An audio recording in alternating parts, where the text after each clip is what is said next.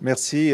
Ce matin, on a une tâche importante, c'est d'alerter la population québécoise à une autre conséquence néfaste de l'austérité libérale. Vous savez, on était dans cette même pièce il y a quelques jours, une semaine à peine, pour dénoncer l'impact de l'austérité sur les centres de désintoxication qui s'occupent des personnes au Québec qui veulent sortir de la dépendance aux drogues ou à l'alcool et que le gouvernement libéral avait mis en danger. On a réussi à les faire reculer. Ils ont reconnu leur erreur. C'est bien, on continue à être vigilant. Ce dossier n'est pas complété, mais on a fait un pas dans la bonne direction. Aujourd'hui, je vais vous parler d'une situation qui peut avoir un impact sur plusieurs milliers de nos Québécois les plus vulnérables, des gens qui ont des problèmes chroniques de santé mentale, de santé physique, de déficience intellectuelle, de spectre de l'autisme. Où sont-ils ces gens?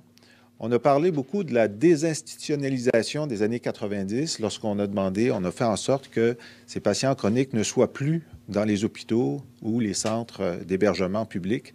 Mais ils sont allés dans ce qu'on appelle les ressources intermédiaires et les ressources en milieu familial. Alors, il y en a à peu près 8000 de ces ressources-là au Québec. Ce sont des maisons où des gens font en sorte d'héberger ces personnes-là, de leur donner des soins 365 jours par année, 24 heures par jour.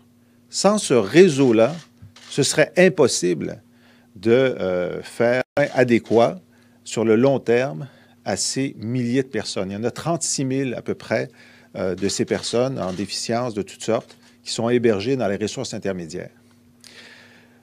Le dossier n'est pas simple, mais pour faire court, il y a 500 de ces ressources intermédiaires qui hébergent à peu près 2500 usagers qui ont besoin de soins permanents, de fermeture cette année à cause des compressions du gouvernement libéral. Le 15 février qui vient, dans quelques jours, les revenus de ces 500 ressources intermédiaires vont être coupés de façon dramatique. De 3 000 $ par mois pour certains, 5 000 $ par mois pour certains, 8 000 $ par mois pour certains, ce qui fait des coupures de budget de 25 à 50 %. Imaginez, pour des gens qui sont déjà dans des situations très précaires et qui regardent les médecins spécialistes, là, puis ils disent, mais sur quelle planète vivent ces gens-là? Parce que nous, on est 24 heures par jour, 7 jours par semaine, avec des usagers qui ont besoin de soins constants. Et c'est comme si le gouvernement avait décidé de gratter jusqu'à la dernière scène pour venir chercher dans nos poches le peu que nous avons en ce moment pour s'occuper de ces milliers de personnes dans le besoin. Alors, lorsque il y a eu toute une saga juridique sur le statut des gens qui travaillent en ressources intermédiaires, et depuis 2012, le gouvernement libéral a signé une première convention collective avec la plupart d'entre eux, qui ont laissé pour compte à peu près 500 RI. Il y a eu des gagnants, il y a eu des perdants. Nous, on veut que des gagnants. Pendant que le gouvernement du Parti québécois était au pouvoir, nous avons maintenu les revenus des ressources intermédiaires jusqu'au 1er janvier 2016 en disant on va trouver une solution pendant cette période-là.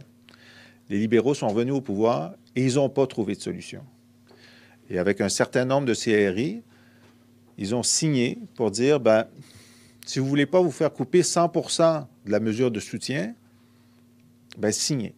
C'est-à-dire qu'il y en a qui ont signé pour avoir une coupure de seulement 50 % au 15 février. Puis il y en a qui n'ont pas signé parce qu'ils trouvent que ça n'a pas de sens. Puis ils vont avoir une coupure de 100 % de cette mesure de soutien, ce qui fait, comme je l'ai dit, 25, 30, 40, 50 % du revenu selon les ressources, selon le nombre d'usagers. Alors, ce qu'on demande aujourd'hui, là, déjà, il y a 8 ressources intermédiaires qui ont fermé ces dernières semaines, 4 à Montréal, 4 en région. Il y en a énormément qui sont à risque. Selon une évaluation ce matin, Mme la coursière de la presse qui est là citait une représentante syndicale qui disait qu'il y a risque. Nous, on pense qu'il y en a 360 qui sont à grave risque parce qu'ils ont une coupure de 100 % et plus d'une centaine qui sont à risque parce qu'ils ont une coupure de 50 %. Alors, ce qu'on demande aujourd'hui, là, un peu comme pour les centres de désintox, c'est avant que la catastrophe arrive, reconnaissez cette erreur et maintenez la mesure des ressources intermédiaires. Qu'au 15 février, les chèques restent ce qu'ils étaient auparavant. Et donc, ne pas couper et chercher une solution. Comment chercher une solution? Là, on doit avouer qu'on ne fait pas confiance au gouvernement et au ministère de la Santé et des Services sociaux parce que tout ce qu'ils veulent, eux, c'est des restrictions budgétaires. Alors, ça prend un personnage neutre, externe, qui va faire une évaluation en fonction des besoins des usagers et de l'objectif du maintien de leurs ressources. Et pour nous, la personne qui doit faire ça, c'est le commissaire à la santé et aux services sociaux. Alors, maintenez les budgets, demandez au commissaire à la santé de faire une évaluation et des recommandations de ce que devrait être la rémunération. Et ensuite, bien, on voudra se fonder là-dessus pour assurer le bien-être des usagers et le bien-être, la pérennité des ressources. Alors, je vais demander, tout le monde a une histoire à raconter ici. Puis on aurait pu en avoir des dizaines d'autres ce matin. Alors, ils ont fait des heures de route pour venir vous voir puis témoigner avec vous. Je vais demander à 4 d'entre eux de dire brièvement quelle est leur situation et ensuite on sera heureux de répondre à vos questions. Madame Solange Valiquette. Oui, bonjour. Ici, venez ici, oui. à ma place. Oui, bonjour. Mon nom est Solange Valiquette. Je viens de Mont-Laurier, dans les Laurentides. J'ai une ressource avec 6 personnes polyhandicapées complètement dépendantes. Le gouvernement va me couper sur mon budget 8 500 $ par mois. Présentement, je vous dirais, je suis sur le respirateur artificiel. Si, là, je fais des chiffres, je commence à 6 heures le matin, je finis à minuit le soir. Si le gouvernement ne fait rien, d'ici 6 mois, c'est sûr que ma ressource, elle va être fermée. Tout ce que je veux, c'est d'avoir le salaire, le budget que j'avais en 2012. On ne demande pas d'augmentation, on veut juste avoir ce qu'on avait avant. Je ne sais pas où ils prennent le coupure, le chiffre, mais en tout cas, c'est vraiment dramatique ce qu'on est en train de vivre. C'est tout ce que j'avais à dire. Merci, Solange. Mélissa Rouillard. Bien, bonjour. Moi, ma famille et moi, on a une résidence intermédiaire depuis 12 ans déjà à Saint-Eustache. On héberge 5 personnes qui vivent avec une déficience intellectuelle et un trouble du spectre de l'autisme. Nous, nos coupures, à partir du 1er janvier 2016, quand les coupes vont être à 100 %, ça va être de 3 600 $ par mois. Donc, pour nous, c'est sûr qu'on ne peut pas continuer avec de telles coupures parce qu'on ne peut pas travailler autant que ça.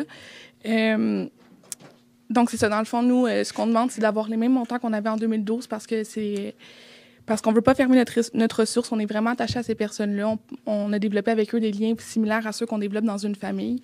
Puis on pense aussi que les ressources, c'est un lieu où ils peuvent avoir une vie normalisante puis une pleine participation citoyenne.